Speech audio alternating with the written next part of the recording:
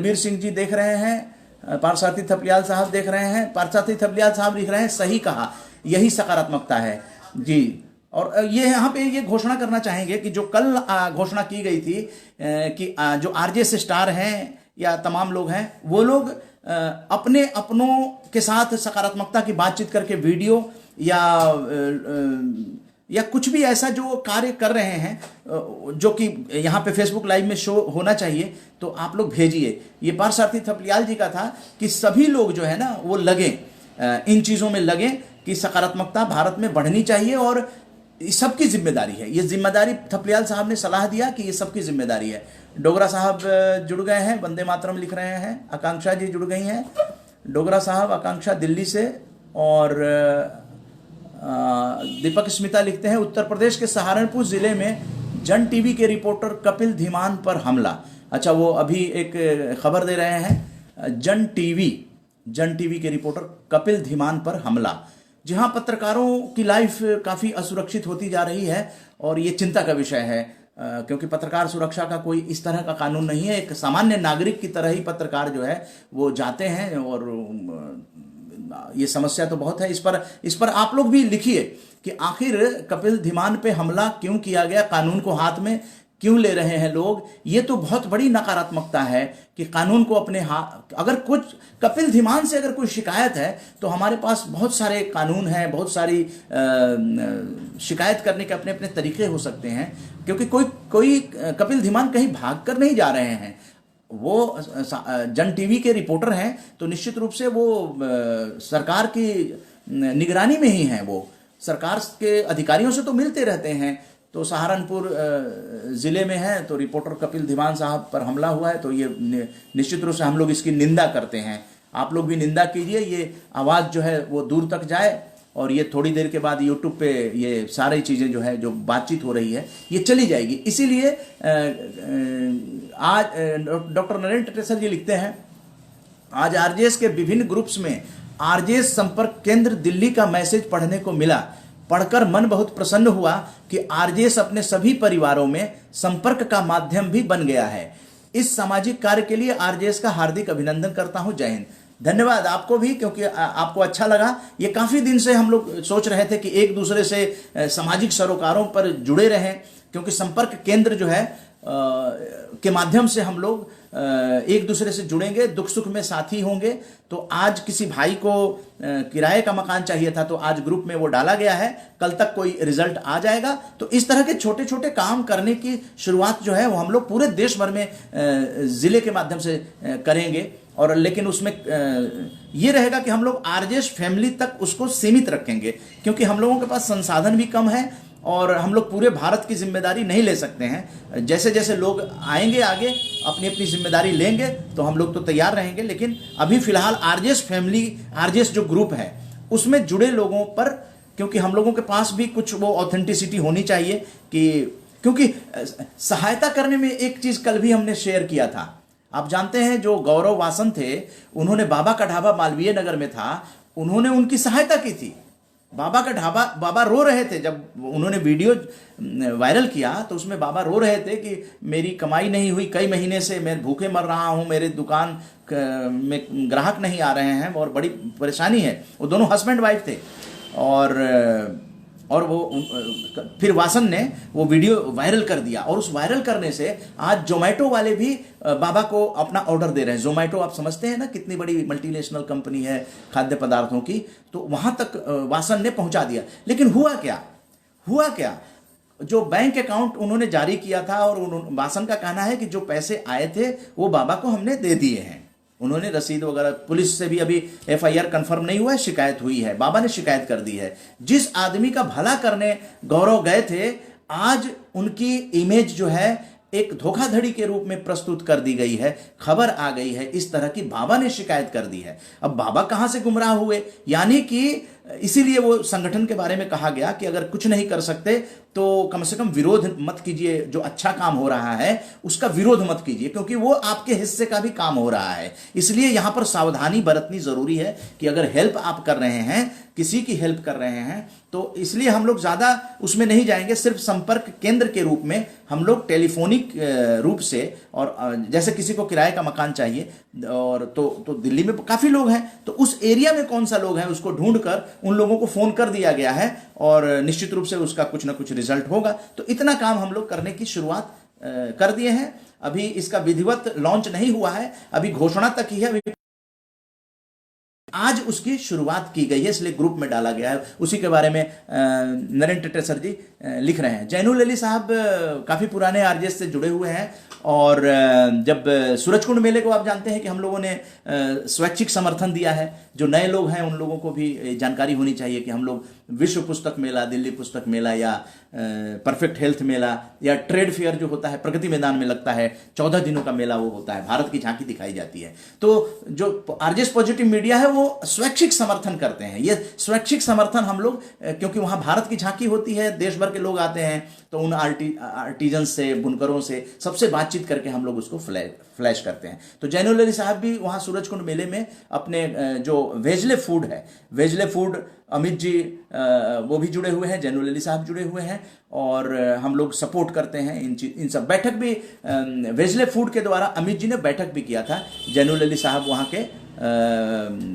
वहाँ के एक डिपार्टमेंट के हेड हैं, तो थैंक यू जैनुल अली साहब। एस डोगरा साहब लिखते हैं कि आपके निजी पेज पर सूचना केंद्र जैसी पहल सराहनीय प्रयास है, आप इस विषय पर थोड़ा प्रकाश। जी हाँ, अभी मैंने बताया था, डोगरा साहब शायद आपने सुन ही लिया होगा, कि ये जो सूचना केंद्र है ये टेलीफोनिक सूचना के आधार पर हम लोग एक दूसरे के संपर्क में रहेंगे, लेकिन उसका आरजेएस फैमिली में जुड़े रहना एक शर्त होगी, क्योंकि हमारे पास किसी का नंबर ही ना हो, अचानक नंबर आ जाए, तो ऐसा नहीं है। और सिर्फ जो लोग जुड़े हैं उनके परिवार के ही हितों के लिए हम लोग अभी, क्योंकि हम लोगों के पास इस तरह का कोई संसाधन और कोई ऐसा नहीं है, और धीरे धीरे इसको हम लोग करेंगे। प्रायोगिक स्तर पर आज शुरू किया गया, विधिवत उसकी किसी वेबिनार में सकारात्मक केंद्र पर एक वेबिनार किया जाएगा, जिस तरह से जो आरजेएस सकारात्मक भारत भवन पे वेबिनार किया गया था, आपको जानकारी होगी।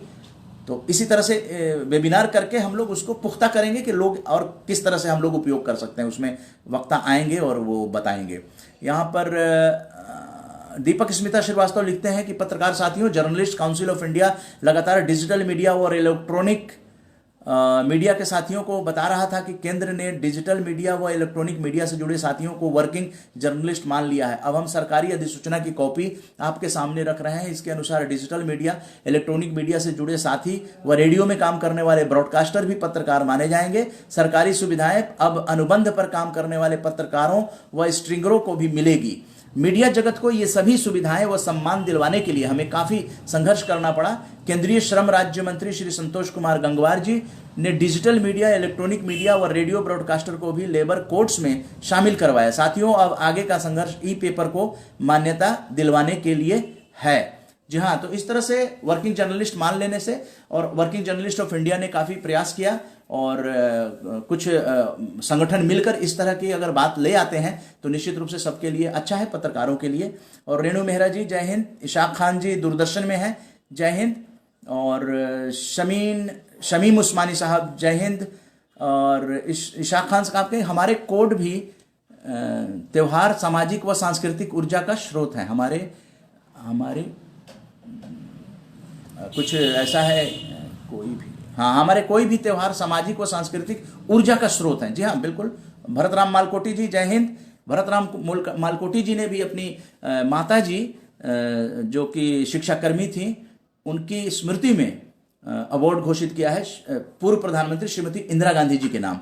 धन्यवाद भरतराम मालकोटी जी, जय हिंद, वंदे मातरम। और संजय समाचार क्यारी, जी हाँ, संजय जी आरजेएस के स्टार हैं। एमएस बिट्टा साहब के हाथों इन्होंने एनडीएमसी में जब आरजेएस का राष्ट्र प्रथम वंदे मातरम कार्यक्रम हुआ था, तो संजय जी समाचार क्यारी के ब्यूरो चीफ हैं, न्यूज़ ब्यूरो चीफ हैं। तो आप जुड़े हैं और शायद पहली बार जुड़े हैं, तो आपका धन्यवाद। और दीपक स्मिता श्रीवास्तव जी आके लिखते हैं कि उत्तराखंड में पत्रकारों के सामूहिक बीमा योजना की आस जगी है। जी हाँ, प्रेस काउंसिल ऑफ इंडिया के सदस्य माननीय आनंद राणा जी, जो कि आरजेएस फैमिली से जुड़े हुए हैं और वरिष्ठ पत्रकार हैं और सदस्य पीसीआई के हैं। तो उत्तराखंड के मुख्यमंत्री त्रिवेंद्र सिंह रावत जी ने आनंद सिंह राणा जी के ही पत्र का जवाब जो है वो आनंद सिंह राणा जी को मिल गया है कि कार्रवाई करने के लिए आगे इस पर सरकारी तौर पर मुख्यमंत्री उत्तराखंड ने भेज दिया है। तो आज तो जगी है निश्चित रूप से। हम लोगों ने उसकी चर्चा भी कल की थी। दिल्ली सरकार ने राज्य में बढ़ते प्रदूषण को देखते हुए कई नए फैसले लिए हैं। एक ये है कि दिल्ली में अब कोई नया उद्योग नहीं लगेगा। पुराने औद्योगिक क्षेत्रों को भी विकल्प दिया जाएगा। प्रदूषण बढ़ाने वाले उद्योगों को किसी हाल में अब बढ़ावा नहीं मिलेगा। पुराने उद्योग धंधे नए विकल्पों पर सोचें। दिल्ली के सीएम ने कहा कि बढ़ते प्रदूषण को देखते हुए दिल्ली की अर्थव्यवस्था को सर्विस बेस्ड बनाया जाएगा, जैसे होटल, टूरिज्म आदि का ध्यान अधिक दिया जाएगा। कारखाना आधारित उद्योगों को दिल्ली सरकार धीरे धीरे डिस्करेज करेगी। जी हाँ, कल दिल्ली के मुख्यमंत्री ने प्रेस कॉन्फ्रेंस करके इस बात की जानकारी दी थी कि जो इलेक्ट्रॉनिक वगैरह की चीज़ें और मीडिया पर उन्होंने कहा था कि मीडिया का संस्थान जो है दिल्ली के अंदर बड़े आसानी से चलाए जा सकते हैं और काफ़ी सुविधाएं उनको दी जाएंगी। और लेकिन प्रदूषण करने वाले चीज़ों को डिस्करेज करने की बात दिल्ली के मुख्यमंत्री ने की है और ये ज़रूरी भी है, क्योंकि दिल्ली में आप जानते हैं कि प्रदूषण का लेवल जो है वो प्रदूषित शहरों में आता है। तो उसको शिफ्ट करें बाहर, काफ़ी जगह है, तो एनसीआर में उसको शिफ्ट किया जा सकता है उन सब उद्योगों को। तो इस तरह की बातें हैं। और बाकी आप लोग इन सब चीज़ों की जानकारी आप लोग पहले भेजें तो उसको साझा किया जाएगा, यही निवेदन कर रहे हैं। और यहाँ पर अपने जो पर्सनल चीज़ें हैं उन चीज़ों को भी साझा करें। कुछ ऐसी चीज़ें आ रही हैं जैसे कि पत्रकार पे हमला हो गया। अब इस पे आप लोगों को कुछ अगर टिक्का टिप्पणी कर सकते हैं, क्योंकि पत्रकार जो है वो समाज का एक ऐसा अंग है कि जिसके बिना समाज का काम चलता नहीं है।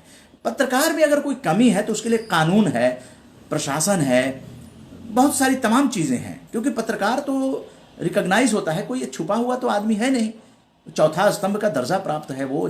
तो जिस तरह से दीपक जी ने भेजा है तो ये बड़ी पीड़ा देती है कि पत्रकारों के साथ अगर इस तरह से हमला होने लगेंगे और हम लोग आवाज़ नहीं उठाएंगे तो पत्रकारिता जो कि एक सच्चाई उजागर करने के लिए है वो, तो क्योंकि अगर पत्रकार से शिकायत, मेरा यही कहना है कि अगर पत्रकार से शिकायत है तो कानूनी रास्ता अपनाएं। अगर आपके पास सबूत है उसके खिलाफ है तो प्रशासन वगैरह है उस कर सकते हैं, उन पर एफआईआर कर सकते हैं। आपके पास सबूत है, कोर्ट में जाइए, ये सारी। लेकिन हमला करना ये तो बहुत ही नकारात्मक सोच है। किसी पे हमला कर देना, किसी पर भी हमला करना, हमला शब्द ही नहीं होना चाहिए, क्योंकि हम लोग तो बड़े सहृदय सहिष्णु लोग रहे हैं। हम लोगों की संस्कृति बड़ी ऐसी रही है जिसको हम लोग को आगे बढ़ाना चाहिए। और इसलिए निंदा करना इसलिए ज़रूरी है। जिसने भी हमला किया है, हमला मत कीजिए शरीर से, क्योंकि उसके भी परिवार होंगे और अगर उसने गलती नहीं किया होगा तो इस तरह की पीड़ा नहीं। यहाँ पर यह भी शेयर कर देना चाहते हैं कि दिल्ली पुलिस में भी तनाव बढ़ते जा रहे हैं और दिल्ली पुलिस को संज्ञान लेना चाहिए, क्योंकि आत्महत्या कर रहे हैं। एसआई रैंक के भी ऑफिसर जो हैं वो आत्महत्या कर रहे हैं। वजह पर्सनल भी हो सकता है, लेकिन और भी वजह हो सकती है। तो इस तरह के मनोवैज्ञानिक दबाव किसी भी माध्यम से आत्महत्या तो बिल्कुल, जब आदमी निराश हो जाता है, अवसादग्रस्त हो जाता है, डिप्रेस्ड हो जाता है। और क्या दिल्ली पुलिस को भी ज़रूरत है सकारात्मकता की। सकारात्मक भारत आंदोलन वहाँ भी पहुँचे, ये कौन पहुँचा सकता है? ये आप जैसे लोग ही वहाँ पहुँचा सकते हैं। हमारे पुलिसकर्मी दिन रात जो काम करते हैं, हम लोगों की सुरक्षा करते हैं, वो सकारात्मक ढंग से सोचने की शक्ति विकसित करें। सकारात्मक सोचने से एनर्जी लेवल बढ़ जाता है, ये मानना पड़ेगा। सकारात्मक सोचने से अपना नुकसान सबसे ज्यादा होता है। एक तो ब्लड जो है ना वो उसमें विकृति आ जाती है। आप खाना खाइए ना, आप प्रैक्टिकल आप देख लीजिए। आप खाना खाइए और मन आपका ठीक नहीं है, खाना आपका डाइजेस्ट नहीं करेगा ठीक से। प्रैक्टिकल चीज है ये, सबूत दे देगा वो। अच्छे मन से खाना खाएंगे, वो डाइजेस्ट अच्छी तरीके से होगा। और क्या सबूत चाहिए? इससे बड़ा सबूत और क्या चाहिए? हम मन को खुश रखें। हम लोग पैदा हुए हैं प्रसन्न रहने के लिए। जितने भी देवी देवता हैं, सभी लोग हैं, सभी धर्मों के, आप देखें बड़े प्रसन्न चेहरे से उनकी कल्पना की गई है। प्रसन्नता ही जीवन है। प्रसन्न रहिए। एनर्जी लेवल, क्योंकि इस समय इम्यून सिस्टम बनाने की ज़रूरत है, इसीलिए सकारात्मक और ये रहना बहुत ज़रूरी है। और आज डॉक्टर हर्षवर्धन साहब फेसबुक से जुड़े हुए हैं और उन्होंने ये पोस्ट साझा किया है, तो ये भी जय हिंद। मैं 1 इंच भी पीछे नहीं हटूंगा जब तक मेरे पास आखिरी जवान और आखिरी गोली है। पाकिस्तानी घुसपैठियों को सबक सिखाते हुए वीरगति को प्राप्त करने वाले प्रथम परमवीर चक्र विजेता मेजर सोमनाथ शर्मा जी के बलिदान दिवस पर विनम्र श्रद्धांजलि। उनके बलिदान दिवस को राष्ट्र कभी नहीं भूलेगा। मेजर सोमनाथ शर्मा जी, प्रथम परमवीर चक्र विजेता, प्रथम परमवीर चक्र विजेता मेजर सोमनाथ शर्मा जी। ऐसे जो वीर हैं, देखिए देश की रक्षा करने के लिए, जहां पर डॉक्टर हर्षवर्धन ने शेयर किया, वहीं पे दिल्ली के उप मुख्यमंत्री केशव प्रसाद मौर्य जी ने भी शेयर किया। अक्टूबर 1947 भारत पाकिस्तान के युद्ध में अपना पराक्रम दिखाने वाले प्रथम परमवीर चक्र से सम्मानित मेजर सोमनाथ शर्मा जी के शहीदी दिवस पर उन्हें विनम्र श्रद्धांजलि। अक्टूबर 1947 भारत पाकिस्तान के युद्ध में। तो इस तरह से आप देखिए कि देश की सीमा पर किस तरह से जान जोखिम में डालकर लोग जो हैं वो हम लोगों की रक्षा करने के लिए अपनी जान जोखिम में, उनके भी तो परिवार हैं। कभी सोचा हम लोगों ने कि ऐसे लोगों को जो है हम लोगों को याद करना चाहिए। इसीलिए सकारात्मक भारत आंदोलन के इस फेसबुक लाइव की ज़रूरत है, क्योंकि कुछ लोगों तक तो ये आवाज़ हम लोग पहुंचा ही रहे हैं। और यहाँ पे जो लोग भी जुड़ रहे हैं, कृपया ओम प्रकाश झुनझुनवाला जी का वीडियो आज शेयर किया गया, आप लोग भी अपनी वीडियो या अपना लेख, कविता या अपने विचार, सुशील खन्ना जी जुड़े हैं, जय हिंद। और तमिलनाडु से डॉक्टर शेख वहाब साहब जुड़े हैं, जय हिंद, जय हिंद सर। और हरीश कुमार शर्मा जी लिखते हैं कि प्रदूषण एक बड़ी समस्या हो चला है, ये चिंता का विषय है कि जीवन के लिए ज़रूरी प्राणवायु ही विषैली हो जाए तो मानव का जीवन कैसे सरल हो सकता है। ज़रूरी है इस दिशा में हम अपने सकारात्मक कदम अधिक गतिशीलता से बढ़ाएं। जी हाँ, इसमें देखिए अभी कोई डॉक्टर नहीं जुड़े हैं, लेकिन प्रदूषण जो है ना, ये समस्या है। तो गांव की बात आपको करते हैं कि वहाँ पे जब खलिहान होते हैं और वहाँ पे जब प्रदूषण होता है खलिहान में, शाम को जो बड़े बुजुर्ग या जो लोग आते थे काम करके, तो वो लोग गुड़ खाते थे। और गांव में गुड़ चना बड़ा फेमस रहा है। तो गुड़ खाने से क्या होता है कि प्रदूषण जो है वो निकल जाता है। गुड़, चीनी नहीं, गुड़ गुड़। हम लोगों के पास जो समाधान है उसकी भी चर्चा करें कि गुड़ जो है ना, वो प्रदूषण को, दिल्ली में रहते हैं तो हम लोग ज़्यादा से ज़्यादा गुड़ का प्रयोग करें। और गुड़ का सीजन आ भी गया है और मैं स्वयं गुड़ को प्रेफर करता हूँ। अधिकांशतः मैं गुड़ को अपने खान पान में इस्तेमाल करता हूँ। तो इस तरह की चीज़ें जो हैं वो आप लोग भी शामिल करें तो अच्छा है। और यहाँ पर एक और जो खबर है वो दिव्यांग जो हैं उनकी खबर है। और ये आरजेएस फैमिली से जुड़े हुए आज तक के संवाददाता हैं संजय शर्मा जी, और उन्होंने ये भेजा है, फेसबुक पे भेजा था, वहाँ से मैंने इसको लिया है। दिव्यांगता को परे धकेलकर परविंदर चावला ने 69 देशों की यात्रा कर व्हील चेयर से नाप डाली गली गली। अब भारत भ्रमण पर निकली हैं परविंदर चावला। एक्सेस इंडिया के तहत ऑडिट भी कर रही हैं और कहाँ कहाँ दिव्यांगों के लिए कैसी सुविधा है, इस पर वो एक अपनी रिपोर्ट भी तैयार कर रही हैं। परविंदर चावला मतलब वो दिमाग से देखिए कितने सक्षम हैं। वो विकलांगता को आड़े नहीं आने दिया और 69 देशों की यात्रा व्हील चेयर पर किस तरह से, मतलब लोगों से गली गली में वो गई हैं वहाँ और वहाँ को देखा, फिर भारत भ्रमण पर निकली हैं। तो संजय शर्मा से मुलाकात है, ये आज तक की खबर है और आप तक मैं साझा कर रहा हूँ। जिसे सीखे, क्योंकि चलना ही जितना मुश्किल है उतना ही इस साइकिल को चलाना भी। अभी हमने देखा आपने कितनी जद्दोजहद की, जिंदगी कितनी जद्दोजहद भरी रही है। आइए दिल्ली की सड़कों पर चलते हुए आपसे बात करते हैं। जरूर जरूर। पवित्र जी, आपने 69 देशों की यात्राएं की। हाँ जी। कैसे संभव हुआ ये, इसी व्हील चेयर पर गाड़ी चलाते हुए सारी चीजें? ऐसा कि बहुत सारे लोगों को आप मात करती है आपकी ये इंडिपेंडेंस। वेल, एक तो फियरलेसनेस होना बहुत जरूरी है, मतलब you have to be fearless, otherwise कुछ नहीं कर सकते। और एक ऑलमाइटी का फेथ, वाहिगुरु कह लो, कुछ भी कह लो, उसका फेथ होना बहुत जरूरी है। तो मुझे कोई आज पहाड़ों से भी ऊपर से कूदी मारने के लिए बोलेगा तो मैं कूद जाऊंगी, बिकॉज मुझे ये विश्वास है कि वो मुझे आके संभाल लेंगे। और आपने देखा अभी कैसे मैं लोगों से हेल्प मांगती हूँ और कैसे हेल्प करते हैं। तो ये दुनिया भी ऐसे लोगों से ही भरी है जहाँ पे इतना प्यार है। मतलब आपको खाली मदद मांगने की जरूरत है, मदद करने के लिए हर कोई तैयार। मैं देखना चाहती हूँ कि व्हील चेयर एक्सेसिबिलिटी कितनी है, और जहाँ पे नहीं है मैं लोगों को बताना चाहती हूँ कि we need accessibility. Not only कि हमारे को व्हीलचेयर वालों को जरूरत है, पर रिड्यूस मोबिलिटी वालों को भी जरूरत है। इसलिए स्वयं के लोग भी आपके साथ घूम रहे हैं।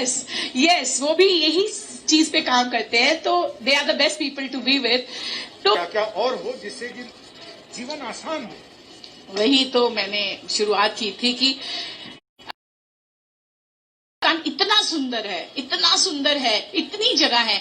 हमारे को यहाँ पे स्विट्जरलैंड मिलेगा, हमारे को यहाँ पे नायग्रा फॉल्स मिलेंगी, इंडिया में सब कुछ है, खाली एक्सेसिबिलिटी और फैसिलिटीज की जरूरत है। और इंडिया इतना इनकम आ सकता है ना टूरिज्म से कि मैं क्या बताऊं। Are you satisfied with this arrangement made by people or government? No, I'm not. That's why I'm on a mission. कि इसको एक्सेसिबल करने की बहुत बहुत जरूरत है। तो जैसे स्वयं इंडिया जैसे लोग हैं, वो लोग भी यही चीज में काम कर रहे हैं। तो I want more and more organisations and people and normal जनता। पहले तो उनमें अवेयरनेस लाना जरूरी है। जैसे अभी हम करोल बाग में गए मार्केट में, वहां पे चलो उन्होंने थोड़ा रास्ता बना दिया है, साइड में पेवमेंट बना दी है, लेकिन दुकानों में अंदर जाने के लिए हमारे लिए रास्ता ही नहीं है, एक भी रैंप नहीं है। खाली एक दुकान मुझे पैंथलून दिखाई दी जिसमें एक्सेसिबिलिटी थी, नहीं तो कोई है ही नहीं है। तो अभी तो अवेयरनेस लाना पहले जरूरी है, फिर उसको एक्सेसिबिलिटी पे गवर्नमेंट ने बहुत सारे लॉज निकाले हैं, and it is a legal right कि आपको हर सर्विस के मतलब शॉप के बाहर यू शुड हैव एक्सेसिबिलिटी। लेकिन हमारे हिंदुस्तान में ये हो नहीं रहा है। तो अवेयरनेस लाना, एक सेंसिटिविटी को जागरूक करना बहुत बहुत जरूरी है। तो शुरुआत कहीं तो करनी है, तो हमने शुरुआत शुरू कर दी है, और आगे सब लोग साथ देंगे तो हम और भी बहुत करेंगे। जी हाँ, तो परविंदर चावला जो कि 69 देशों की यात्रा करने के बाद भारत भ्रमण पर निकली हैं और कुछ न कुछ सरकार को रिपोर्ट जो है वो सबमिट करेंगी। तो इस तरह की बातें हैं। यहाँ पर और भी लोग जुड़ गए हैं। नयनतारा जी असम से जुड़ गई हैं, आरजेएस फैमिली में हैं, और अपने माता पिता की स्मृति में आपके भाई ने आरजेएस का राष्ट्रीय सम्मान घोषित किया है। और दीपक स्मिता श्रीवास्तव जी लिखते हैं, क्या छोटा बनकर पैदा होना गुनाह है? क्या गरीब होना पाप है? क्या किसान या मजदूर होना गुनाह है? क्या किसी फर्म फैक्ट्री का वर्कर या रिक्शा चालक या सिक्योरिटी गार्ड होना अपराध है? यदि नहीं है तो इसके साथ अच्छा व्यवहार क्यों नहीं? यदि है तो इनको हटाओ क्यों? इनको साथ लेकर चलो। हमेशा गरीब, लाचार व परेशान को ही शोषित क्यों करते बड़े लोग? यदि मेरी बात से किसी को कष्ट मिले तो क्षमा करना, पर एक बात कहना चाहूँगा, सबको सम्मान दीजिए। जो देंगे वही पाएंगे, अच्छा देंगे सामने से अच्छा ही मिलेगा।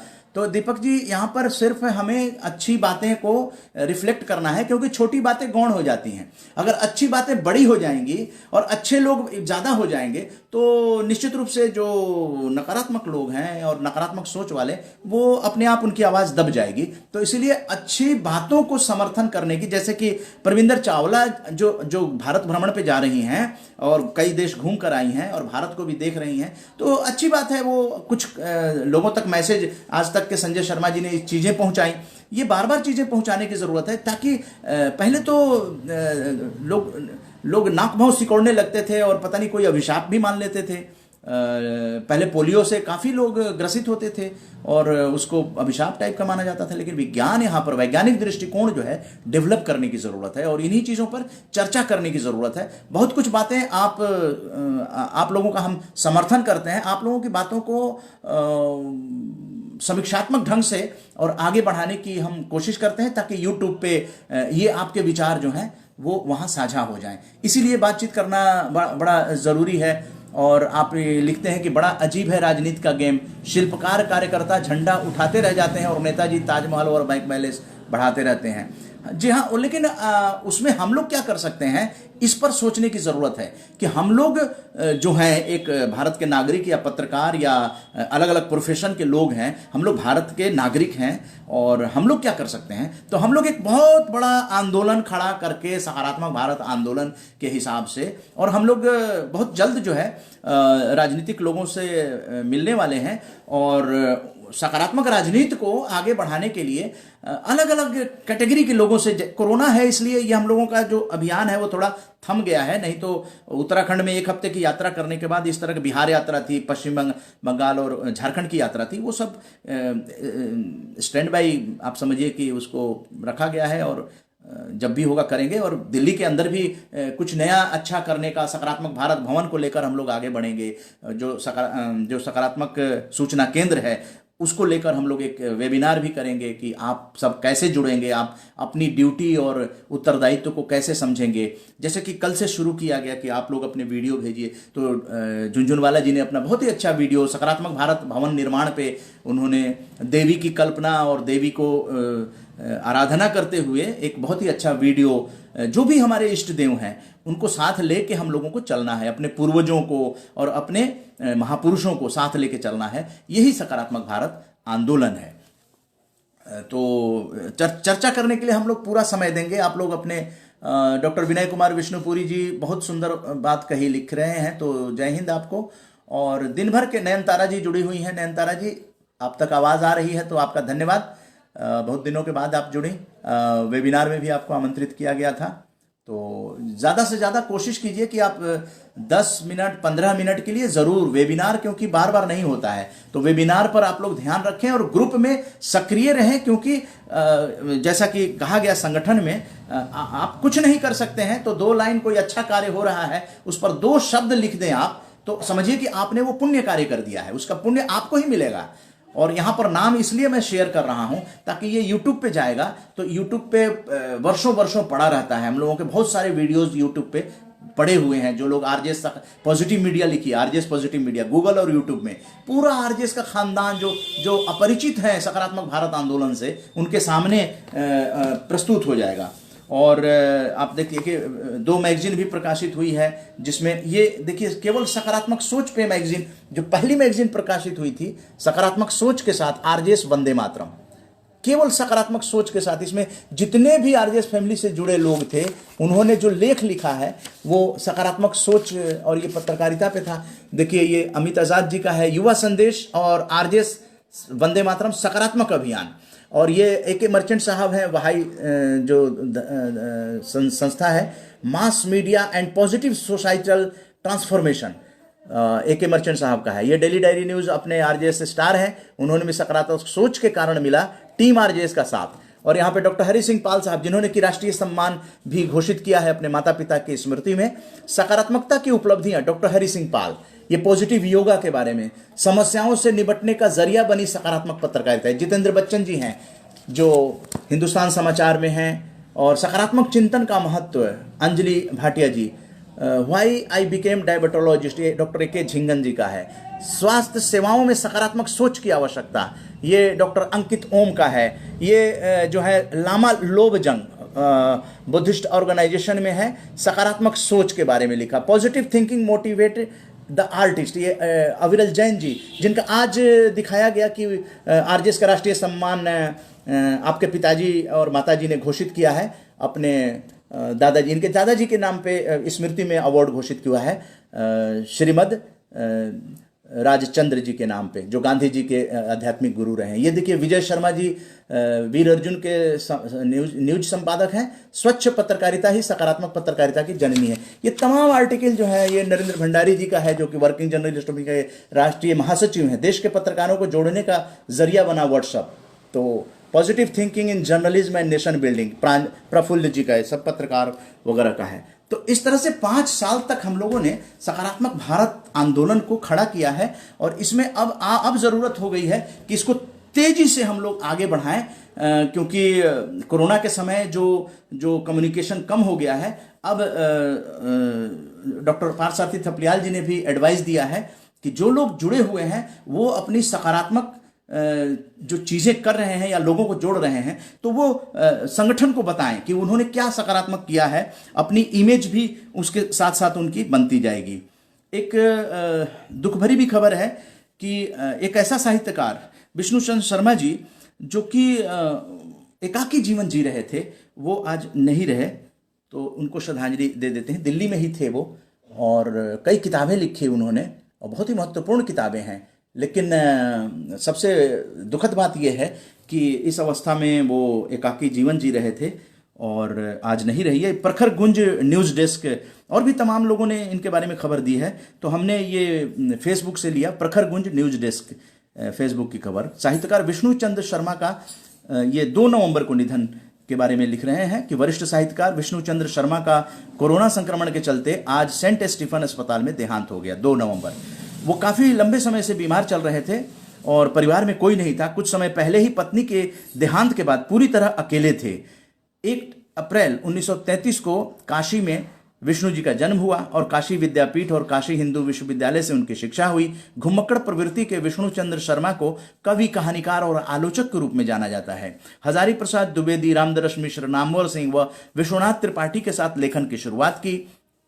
1 अप्रैल 1933 को काशी में जन्मे श्री शर्मा ने लोकमान्य तिलक, महापंडित राहुल सांस्कृत्यायन, काजी नजरुल इस्लाम और मुक्ति बोध की जीवनियां लिखी थी। उन्होंने करीब 40 पुस्तकें लिखी थी, जिनमें गालिब, निराला और रामविलास शर्मा पर भी किताबें शामिल हैं। उनके 15 कविता संग्रह, 4 उपन्यास, 1 कहानी संग्रह तथा संस्मरण भी कई पुस्तकों में छपी हैं। श्री शर्मा ने हिंदी की 2 चर्चित पत्रिकाएं सर्वनाम और कवि का भी संपादन किया।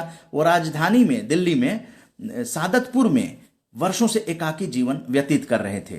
साहित्य जगत की तरफ से वरिष्ठ साहित्यकार विष्णु चंद्र शर्मा को भावभीनी श्रद्धांजलि। प्रखर गुंज संवाददाता।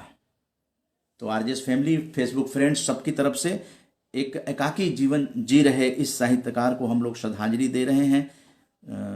जीवन में बहुत सारी चीज़ें होती हैं। साहित्य की रचना करके वो चले गए और उन रचनाओं को निश्चित रूप से लोगों के सामने वो रचनाएं आएंगी, और यही होता है कवि और साहित्यकार का जीवन इस तरह का होता है।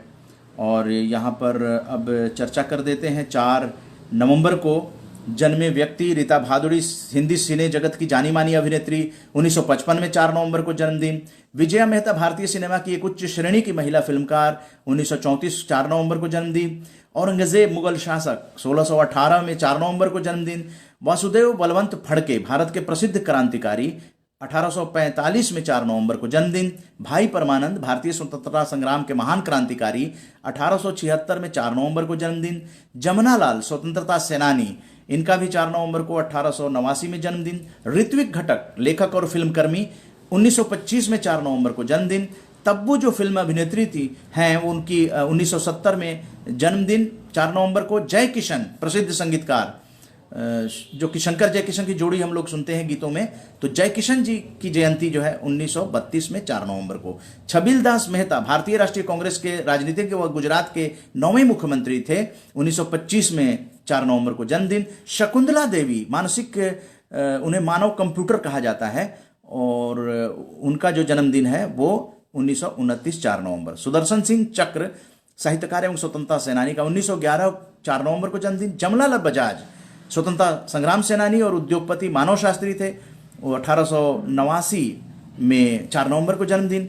और 4 नवंबर को प्रसिद्ध कत्थक नर्तक पंडित शंभू महाराज का 1970 में निधन हुआ था। जय किशन, शंकर जय किशन के आप गीत, 4 नवंबर 1932 जन्मदिन है। एक बार हम शंकर जय किशन को साझा करते हैं। जो फोटोग्राफ्स हमारे पास आरजेएस की रिसर्च टीम ने भेजा है वो आप तक साझा करते हैं। जय किशन साहब, तो इनकी मुख्य रचनाएं जो रही हैं, फिल्में वगैरह, मेरी आंखों में बस गया कोई रे, ये गीत आपने सुना होगा। जिया बेकरार है, छाई बहार है, आजा मोरे बालमा तेरा इंतजार है। तो ये जिया बेकरार है गाना, गीत लिखा मुझे किसी से प्यार हो गया, हवा में उड़ता जाए मेरा लाल दुपट्टा मलमल का, मेरा लाल दुपट्टा मलमल का, हो जी हो जी। इस तरह के धुन जो है शंकर जय किशन ने दिया है। तो जय किशन साहब का जो है जन्मदिन 4 नवंबर। अब मेरा कौन सहारा, बरसात में हमसे मिले तुम सजन, तुमसे मिले हम, बिछड़ गई मैं घायल शेरनी आदि। और शंकर और जयकिशन जी की जोड़ी ने 170 से भी ज़्यादा फिल्मों में संगीत दिया है। जयकिशन दया भाई पंकल ये नाम इनका था और भारतीय सिनेमा के प्रसिद्ध संगीतकार थे।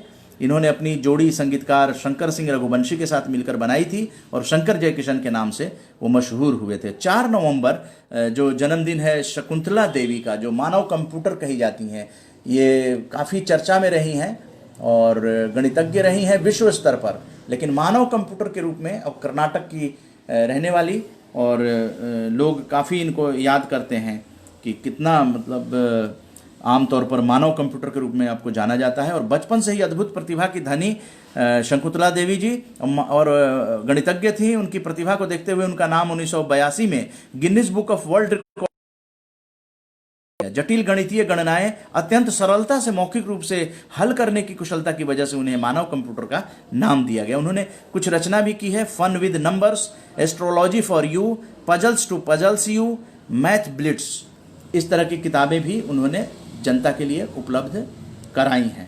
तो इस तरह से नमन वंदन है ऐसी भारत की प्रतिभाओं को, और ये नई पीढ़ी तक पहुंचानी चाहिए। शकुंतला देवी के बारे में बच्चों को जानना चाहिए, क्योंकि यही चीज़ जो है वो रह जाती है। और हम ज़्यादा देर तक कार्यक्रम को आगे नहीं बढ़ाएंगे, और मेरे ख्याल से सारी बातें हो गई हैं। आप सभी जुड़े और कल सायं 8 बजे पुनः उपस्थित होंगे। आप सभी जुड़े, अपने विचारों को यहाँ साझा किया। थोड़ी देर के बाद ये फेसबुक लाइव आपको ग्रुप में मिल जाएगा, और साथ ही थोड़ी देर में यूट्यूब पे 2 पार्ट में ये कार्यक्रम आप तक पहुँचा दिया जाएगा।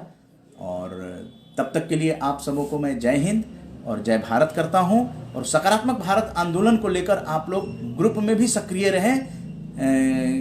ये पार्थसारथी थपलियाल जी की सलाह मान लीजिए। हमारी तरफ से घोषणा इसकी कर दी गई है, कल भी की गई थी, आज भी कह रहे हैं, क्योंकि हम लोग अब बहुत तेजी से सकारात्मक भारत आंदोलन को लेकर, क्योंकि सकारात्मक भारत भवन जो है वो आप लोग बनाने जा रहे हैं, और उसके लिए भी हमें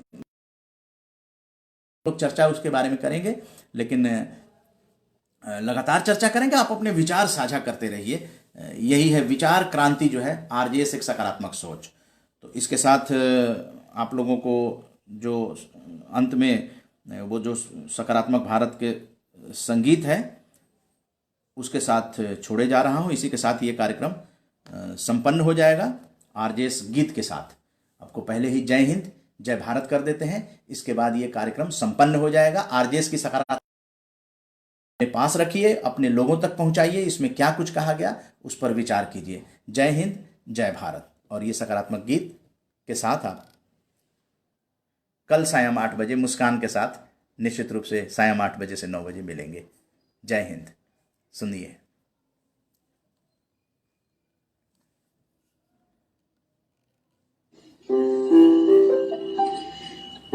सकारात्मक सोच को आओ सारे भारत में फैलाएं, सकारात्मक ऊर्जा का आओ सब में संचार कराएं।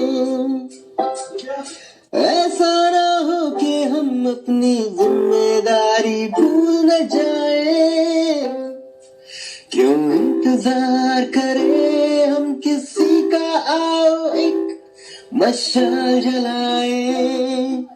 सकारात्मकता के उदय का चलिए हम उद्घोष कराएं। आरजेएस जय हिंद के नारों से अपना देश जगाएं। आरजेएस वंदे मातरम से सारी सरकार जगाए।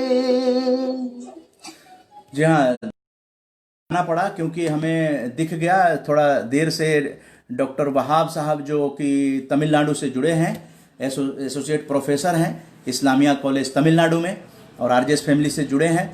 आप लिखते हैं सकारात्मक सोच और विचार देश भर में व्याप्त करने की आवश्यकता है। सकारात्मक भारत भवन एक सटीक, सुंदर एवं सार्थक नाम है। इस नाम से अखंड भारत का स्मारक हमारे मन में उभरने लगता है। एक नई ऊर्जा, इस सकारात्मक भारत भवन से मिलती है। लगता है ये भवन हमारा है। प्रत्येक भारतवासी या नागरिक इससे अनायास जुड़ जाता है। हमारे आदरणीय प्रधानमंत्री श्री नरेंद्र मोदी जी की आत्मनिर्भर भारत की संकल्पना सफल और सार्थक होने की विचार फैलाने की जरूरत है और ये आंदोलन बहुत ही सक्रिय है। ये हम सबका दायित्व है। हम अपने अपने घरों से सकारात्मक विचारों को बच्चों के मन में लाने का प्रयास करना चाहिए। ये देश भर में व्याप्त होगा। ये आंदोलन देश की दशा और दिशा को सकारात्मकता के माध्यम से बदलेगा। Think positive. जी हाँ, आगे इस चीज को बढ़ाते हुए कहेंगे कि जो सकारात्मक सोच है वो सकारात्मक ही परिणाम देगा और नकारात्मक सोच का परिणाम भी नकारात्मक ही होता है। सत्य जो है परेशान हो सकता है लेकिन पराजित नहीं हो सकता। यही सत्य है सकारात्मक सोच, जो काफी एनर्जी देता है। सुमन कुमारी जी जुड़ी हैं और लगातार जुड़ती हैं। जय हिंद सुमन जी। चाहेंगे कि कोई विचार लेकर यहाँ पर उपस्थित, जैसे कि डॉक्टर वहाब साहब ने अपने विचार को साझा किया और सकारात्मक भारत भवन को समर्थन किया। सबसे बड़ी बात है सकारात्मक भारत भवन जो है, ये शब्द जो है ये किसी एक ने नहीं बल्कि इस पर विचार विमर्श किया गया था और वेबिनार के माध्यम से सकारात्मक भारत भवन ये शब्द सबको प्रिय लग रहा है, ऐसा लिखा डॉक्टर वहाब साहब ने। तो बहुत बहुत धन्यवाद। और डॉक्टर विनय कुमार विष्णुपुरी जी आपका भी धन्यवाद। दोबारा हमें इसीलिए आना पड़ा क्योंकि डॉक्टर वहाब साहब का जो कमेंट है वो अभी मुझे दिखा। तो हम लोग तो आप परिवार के लोग हैं, ऐसा नहीं है कि मैंने कह दिया तो चले गए, लेकिन जब दिख गया तो उस पर चर्चा करना जरूरी है। लेकिन अब एक बार फिर से हम आप लोगों से विदा लेंगे। जय हिंद जय भारत कहेंगे मुस्कान के साथ और सायं 8 बजे 4 नवंबर को आप लोगों से फिर रूबरू होंगे 8 बजे शाम और 9 बजे तक के लिए। जय हिंद जय भारत। आप लोग भी हंसते रहिए, मुस्कुराते रहिए।